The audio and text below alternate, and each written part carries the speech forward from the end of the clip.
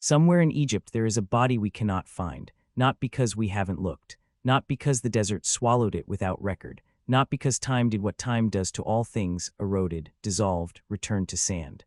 We cannot find it because someone made sure we wouldn't. 3,000 years ago, in the most literate civilization the ancient world had ever produced, a civilization that recorded grain harvests and tax debts and love poems and astronomical observations with obsessive, gorgeous precision, a woman who may have been the most powerful person on earth simply ceases to appear in the record. Mid-reign, mid-sentence almost. One year her name is carved into every monument, every temple wall, every commemorative stele from one end of the empire to the other. The next year, nothing, silence, as though she had never existed at all. The Egyptians believed that to erase a person's name was to kill them twice. The body dies once. The name, if spoken and carved and remembered, allows something to persist, something that matters. Something that looks from this distance very much like a soul. To erase the name was to murder the soul. Someone murdered hers. If you are new here, this channel exists because erasure is not ancient history. It is not something that happened to women in other centuries, in other empires, under cruder and more barbaric systems than our own. Erasure is a technology. It has been refined across 3,000 years of continuous practice. And the women it is used against are always the ones who had too much power, too much visibility, too much refusal to be contained. Subscribe if you believe their names deserve to be spoken out loud. That is all this channel is. That is all it will ever be. Back to Egypt, back to the silence. The year is approximately 1332 BCE. The city of Amarna, a city that should not have existed, a city conjured from desert limestone by sheer imperial will in less than a decade, is beginning to empty. The pharaoh who built it is dead, or dying, or already a memory being carefully revised. The religion he imposed on an unwilling nation, the radical, destabilizing, priest-bankrupting monotheism that made him the most controversial ruler in Egyptian history, is already being dismantled by the people who hated him for it. And his queen, the woman who stood beside him in every monument, who was carved smiting Egypt's enemies in postures reserved for pharaohs, who wore a crown no woman before or after her would ever wear, whose name meant the beautiful one has come, is gone. Not mourned in the record, not entombed with ceremony proportional to her power, not even formally deposed, which would at least have left a document, a charge, a reason. Gone. Some Egyptologists believe she died. Some believe she was sidelined. Some, and this is the part that should make you stop what you are doing and pay full attention, believe she didn't disappear at all. They believe she became pharaoh. That she ruled in her own name, or close to it, for a period that history has deliberately refused to count. They believe the erasure came after. They believe someone looked at what she had done and what she had become and made a decision that has held for 33 centuries. This cannot be allowed to stand. Her name was Nefertiti, and what was done to her was not misfortune. It was a choice. Before the erasure, there was a woman. This is the part history skips. It moves too quickly toward the monument, the marriage, the man she stood beside, as though she materialized fully formed at the moment she became useful to the story of someone else, as though she had no interior, no origin. No years of existing before she became a queen, before she became a symbol, before she became a problem someone needed to solve. She had a childhood, we just don't know where. This is itself a kind of erasure, though a quieter one. Scholars have debated Nefertiti's origins for over a century and have reached no consensus. Some believe she was Egyptian, from a noble family, possibly the daughter of a high official named I, the man who would later become pharaoh himself in the wreckage of everything she built.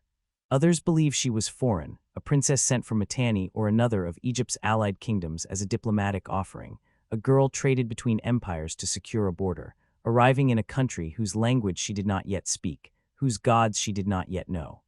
We do not know which is true. What we know is that she arrived, and that when she arrived, Egypt noticed. She would have been young, 14, perhaps 15. An age that the ancient world considered entirely appropriate for the role she was about to inhabit, which tells you something important about the ancient world, something that should sit uncomfortably in the stomach, something that does not get softened simply because 3,000 years have passed, and the discomfort is inconvenient to the romantic version of this story. She was a child when the weight of empire first settled on her. She was a child when she first wore the crown. And yet, and this is what makes Nefertiti impossible to reduce to simple victimhood, what makes her story more complicated and more devastating than a clean narrative of innocence destroyed. She grew into that weight in a way that almost no one, man or woman, pharaoh or commoner, ever has. She did not merely survive the crown, she expanded it. The man she married was not yet the man history would make infamous. Amenhotep IV, the prince who would later rename himself Akhenaten, the horizon of the Aten, the heretic king, the destroyer of Egypt's gods, was, at the beginning, simply a young pharaoh navigating an empire that had been ruled for centuries by the same interlocking network of priests, nobles, and bureaucrats who liked things exactly as they were. He was brilliant, he was volatile. He was the kind of person around whom the air changes, who enters a room and makes everyone in it slightly uncertain of the ground beneath their feet. He was also, by all surviving evidence, absolutely devoted to Nefertiti, not in the soft, decorative way that royal devotion was typically performed, not with flowers and poetry, though there was poetry. In the monuments, in the language of power, the only language that mattered, Akhenaten depicted himself and Nefertiti as a unit, not king and consort, not ruler and ornament, partners. This was radical. It was, in the context of ancient Egyptian royal iconography, almost without precedent.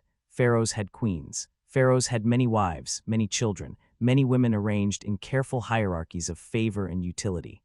But they did not have what no one had was this, a queen depicted driving a chariot into battle, a queen shown making direct offerings to the sun disk without her husband as intermediary, a queen with her own epithet. Lady of grace, great of praises, sweet of love, mistress of Upper and Lower Egypt, not his queen, Egypt's queen. They had 6 daughters together. 6 girls, all of whom Akhenaten adored with a genuine warmth that the art of this period captures in a way almost no royal art of the ancient world does. Informally, tenderly, the children climbing on their parents, the family arranged not in rigid ceremonial posture, but in something that looks, achingly, like affection. 6 daughters, not a single documented son. In a world that ran on male inheritance, that silence is its own kind of pressure, a pressure that would, eventually, become relevant. But in the early years, in the golden, impossible years of Amarna, none of that had calcified yet. There was only the city rising from the desert. There was only the new god blazing in the sky. There was only Nefertiti, standing at the center of everything, wearing her blue crown, her name carved into eternity. The beautiful one had come. She had no reason to believe she would not last. The moment everything changed did not announce itself. It never does. It arrived the way all catastrophic shifts arrive in the lives of powerful women, not as a single dramatic rupture, not as a door slamming shut, but as a slow, almost imperceptible rearrangement of the furniture in a room she thought she owned. A title moved here, a name omitted there, a carving that would have included her, that in every previous monument had included her, that simply didn't. But before the slow rearrangement, there was a decision. One specific, seismic decision, made by the man she had built her life beside, that set every domino falling. Around the 5th year of Akhenaten's reign, he did something no pharaoh in the 3,000-year history of Egypt had ever done. He abolished the gods, not one god, not a rival cult, all of them. Amun, whose priests controlled more land and wealth than the pharaoh himself. Osiris, whose mythology structured every Egyptian's understanding of death and resurrection and the afterlife. Ra-Hathor-Thoth Sekhmet, the entire enormous, ancient, breathing pantheon that had organized Egyptian consciousness since before writing existed. Gone, declared false. Their temples closed, their priesthoods disbanded, their names chiseled from monuments across the empire. In their place, one god, the Aten, the solar disk, pure light, no myth, no story, no human face. An abstraction so radical it has led some modern scholars to call Akhenaten history's first monotheist, a designation that is either the highest possible praise or an indictment, depending entirely on what you think of what he did to the people who did not choose this. And the people did not choose this. What is almost never discussed in the popular telling of this story is what the dissolution of Egypt's priesthood actually meant on the ground. These were not merely religious functionaries. The temples were Egypt's hospitals, its granaries, its schools, its social infrastructure. The priests managed the Nile flood records, distributed food during famine, maintained the astronomical calendars that told farmers when to plant. When Akhenaten closed the temples, he did not merely offend religious sensibility. He removed the architecture of ordinary survival. The poor suffered first. They always do. And Nefertiti, who appears in the religious art of this period, not as a reluctant participant, but as a true believer, making offerings to the Aten with what the imagery insists was genuine devotion, was part of this. Whether she was architect or passenger, whether the revolution was as much hers as his, is a question scholars cannot definitively answer. What the monuments show is that she stood beside it, fully, publicly, with her name on every wall. They built a city to contain their god, Amarna, ancient Akhetaten, the horizon of the Aten, 300 square miles of limestone desert on the eastern bank of the Nile, chosen because it belonged to no previous god, carried no prior consecration, owed nothing to the old order. Akhenaten commanded it built. Nefertiti, in the surviving records, is woven into its foundation as completely as he is. The boundary stele, the massive carved stones that mark the city's edges, show them together, making the oath that defined the city's purpose. Together they swore that the city would never be abandoned, that it belonged to the Aten, that it was eternal. They built it in 4 years, an entire capital city from nothing in 4 years, using a workforce whose conditions the record does not flatter. Archaeological excavations of the workers' village at Amarna, conducted with modern forensic rigor, found skeletal evidence of extreme physical stress, spinal compression, stress fractures. The bones of people worked past the edge of what bodies can sustain. The city rose on that, and it was extraordinary. Broad avenues, open temples designed to let sunlight fall directly on the altar, no roof, no shadow, no intermediary between the worshipper and the light. A royal palace of such scale that its ruins still stagger. A sculptor's workshop where the greatest artists in the ancient world produced the art of this revolution, including, in a rubble pit that would not be opened for 3,000 years, a limestone bust that would one day be the most recognizable face on earth. Nefertiti was at the center of all of it, and then, in year 12 of Akhenaten's reign, the daughters began to die. First Mekhitate, their second-born. A carving in the royal tomb shows her parents standing over her body, their postures unmistakable even across 33 centuries. Grief, real grief, carved into limestone because they did not know what else to do with it. Then others. Then silence. And in the silence, something shifted between Akhenaten and Nefertiti that the record cannot name, but that every surviving monument from this point forward reflects with terrible clarity. Her images begin to diminish. A new name appears beside the pharaohs. Kia, a lesser wife, a woman who, by some readings of the evidence, may have done what Nefertiti's 6 daughters had not, produced a son.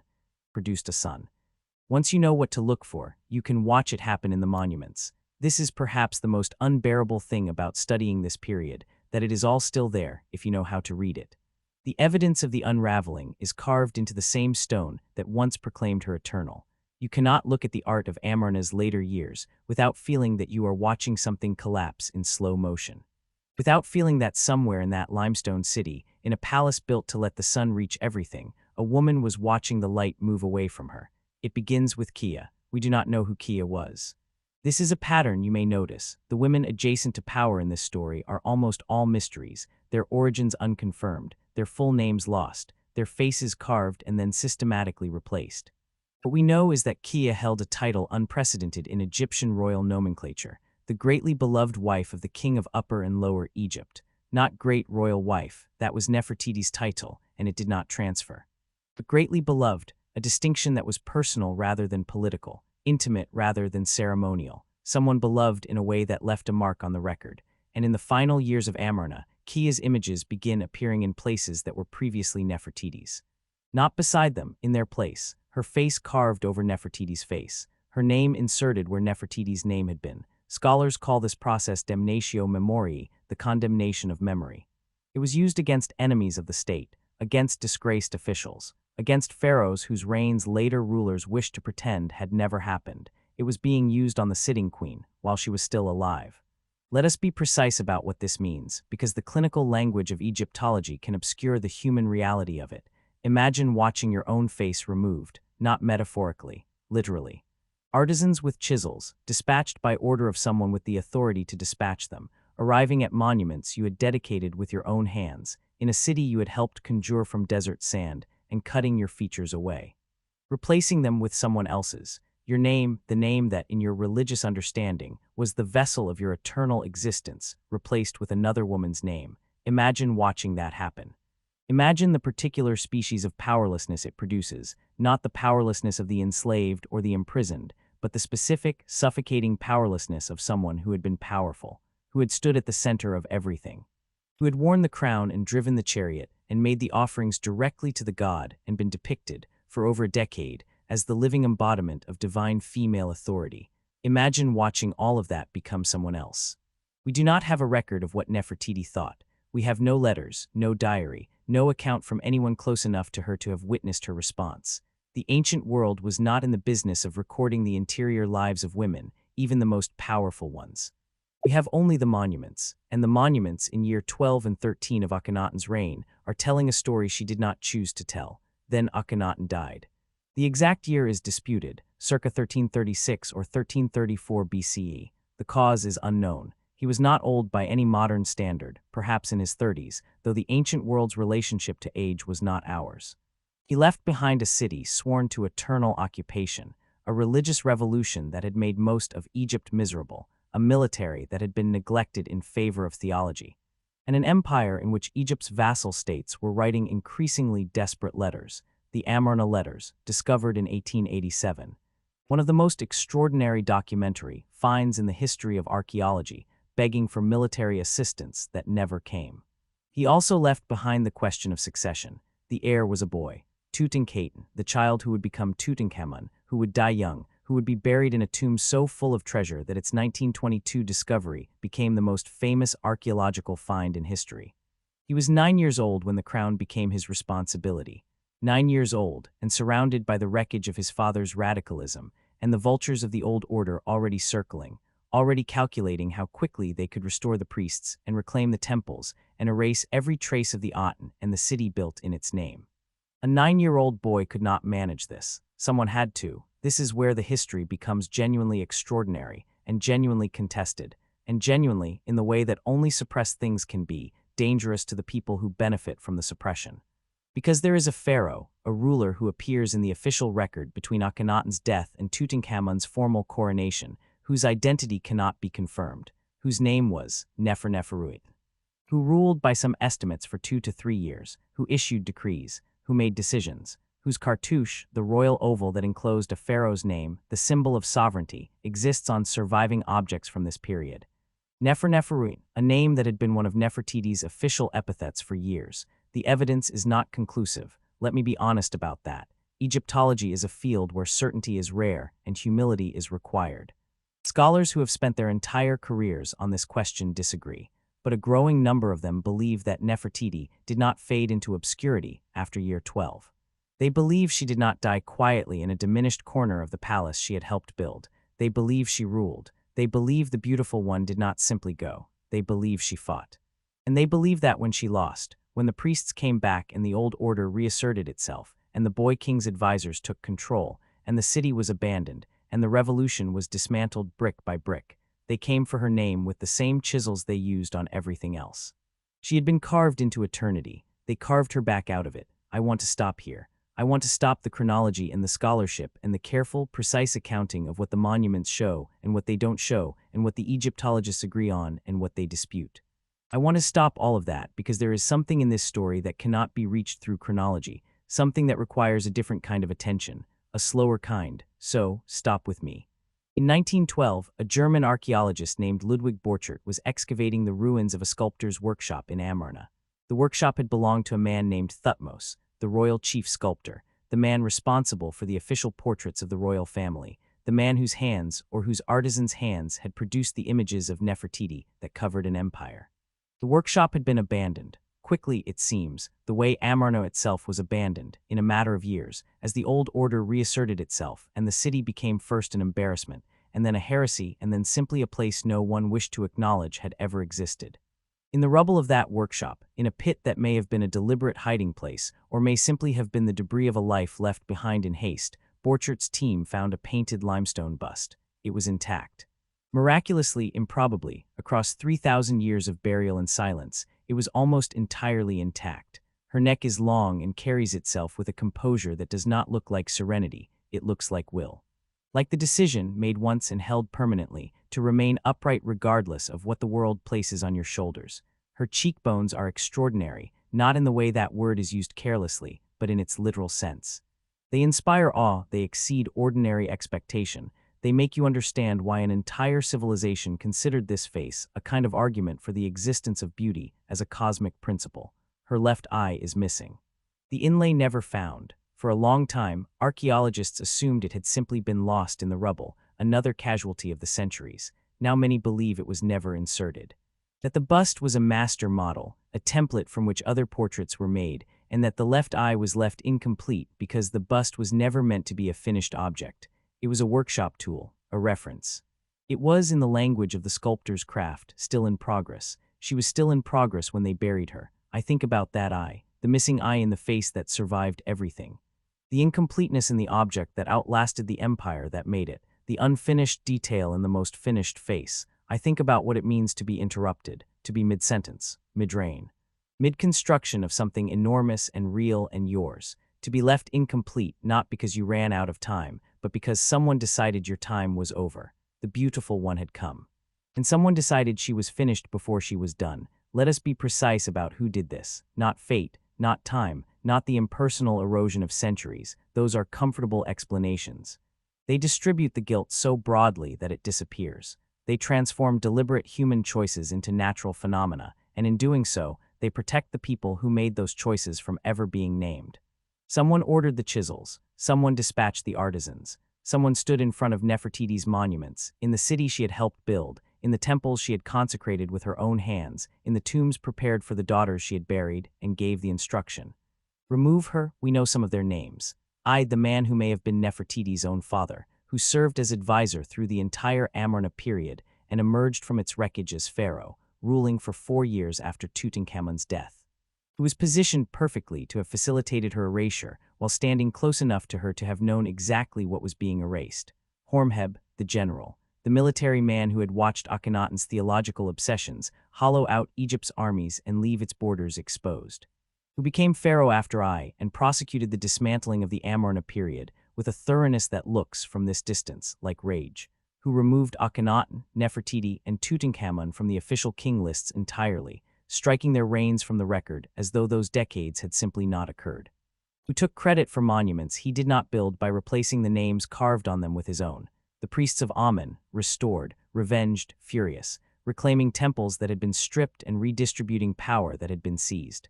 With every theological motivation and every political incentive to make sure the world forgot that a woman had stood at the center of the regime that had stolen everything from them.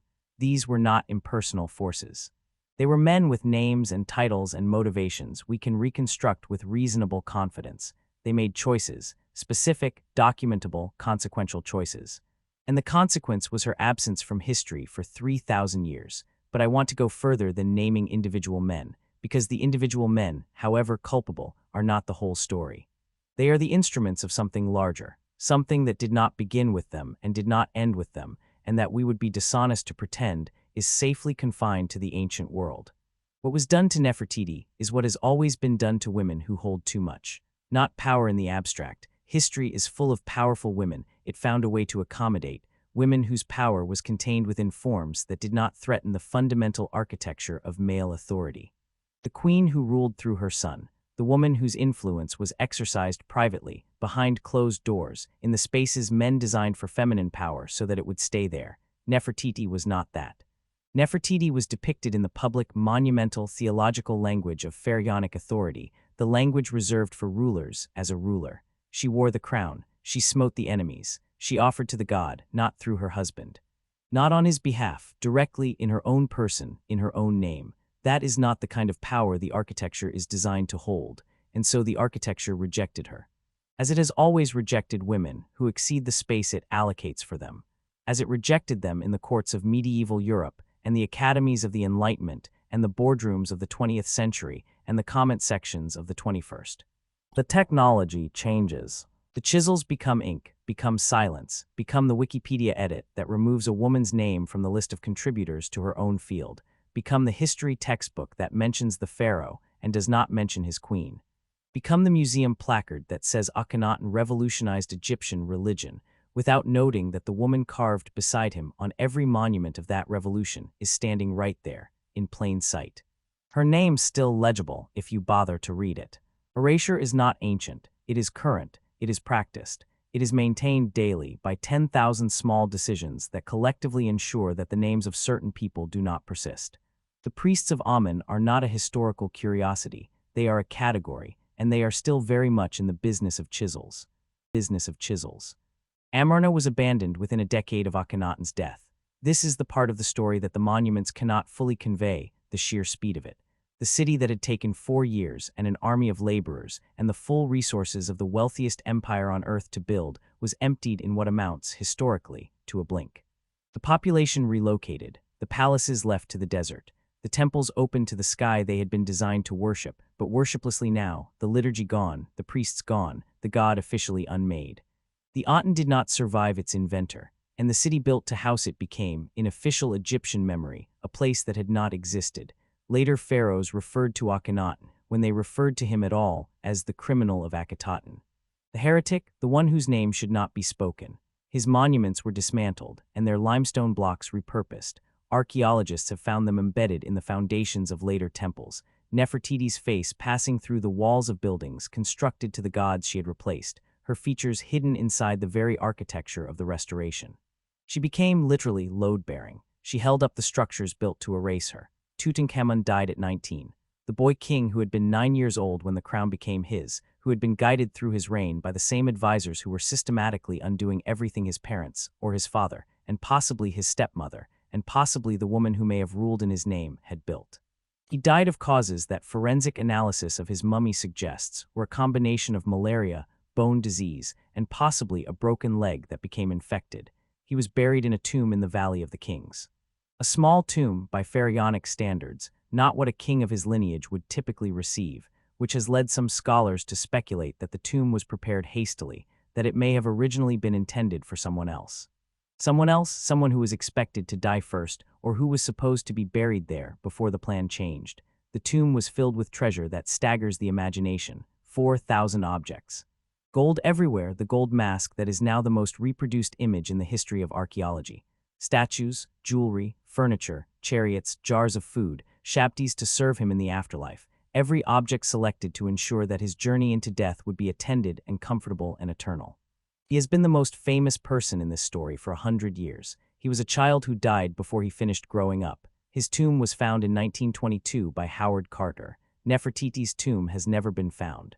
This is the detail I need you to hold, not as a historical footnote, not as a scholarly puzzle, as what it is. She was the most powerful woman in the most powerful empire on earth.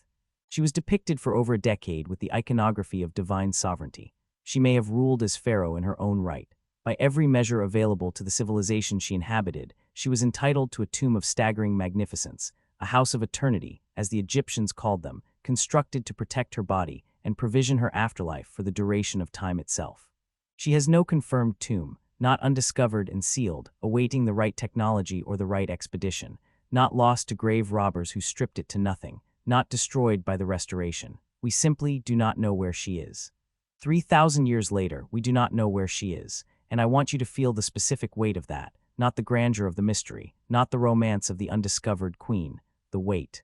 The weight of a woman whose civilization believed that a body untended, unhoused, unnamed, was a body that could not endure, that would not survive into whatever came after. That would be lost not just in this world, but in every world that followed. That would not be remembered by any god because no god would have a name to call. Someone knew this. Whoever ordered the erasure of her name, whoever sent the chisels to her monuments, whoever removed her from the king lists, whoever ensured that the official record of her possible reign was buried deep enough that we are still digging for it, knew exactly what they were taking from her.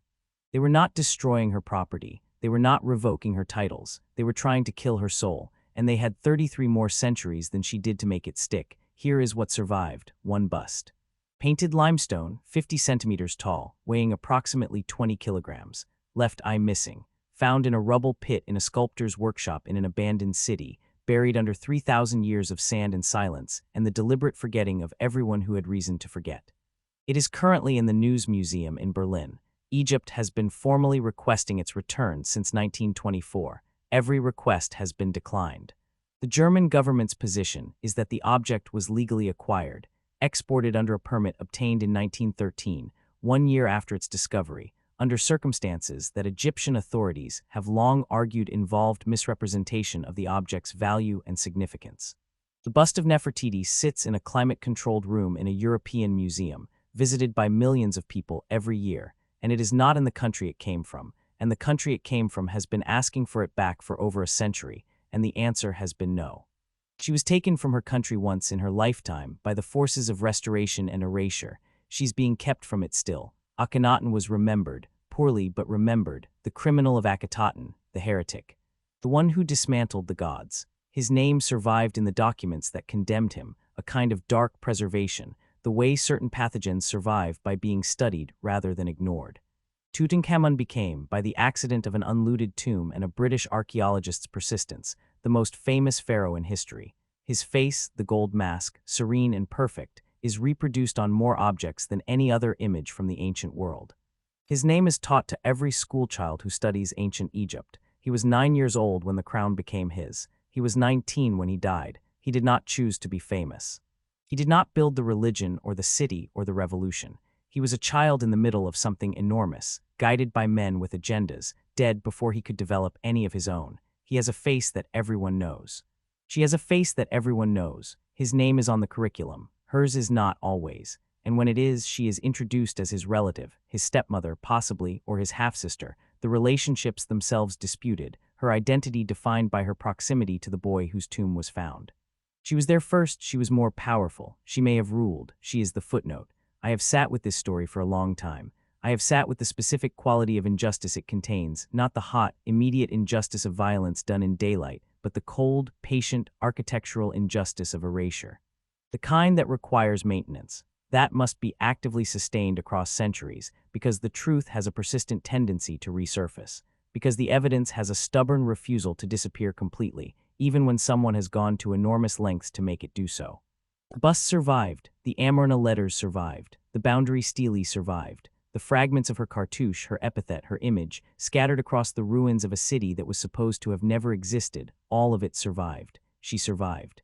Not intact, not whole, not housed in the tomb she was owed, not spoken of in the king lists that should have recorded her reign, not returned to the country that made her, but present, still here, still recognizable. Still, if you look at her with the attention she deserves rather than the cursory glance of someone who already thinks they know the story, still astonishing. Still making an argument with her face that 33 centuries of chisels could not finish answering. Here is my final judgment on what was done to her. It did not work, not because justice was served, it was not. Not because the men who ordered her erasure faced consequences, they did not. I became Pharaoh. Hormheb became Pharaoh. The priests of Amun reclaimed everything they had lost and more. The world moved on with the extraordinary efficiency it has always brought to moving on from the destruction of women who had too much. It did not work because she is still here. Because her name is still legible on the monuments they tried to chisel it from. Because her face survived 3,000 years in a rubble pit and is now one of the most recognized images in human history. Because the theory that she ruled as pharaoh, that she was not erased from power, but simply erased from the record of it, is taken seriously by serious scholars who have spent their careers trying to give the evidence the attention it has always deserved. Because you just spent the last 20 minutes listening to her story. She was buried without a name. She has not stayed buried. If this story stayed with you, if her name, her face, her missing eye, the rubble pit, the 3,000 years of deliberate silence felt like something you needed to share, then share it. Tell someone her name, say it out loud. Nefertiti, the beautiful one has come, she's still arriving. Subscribe to Old Money Talk. Every week, another woman the world decided to forget. We will not forget. Forget.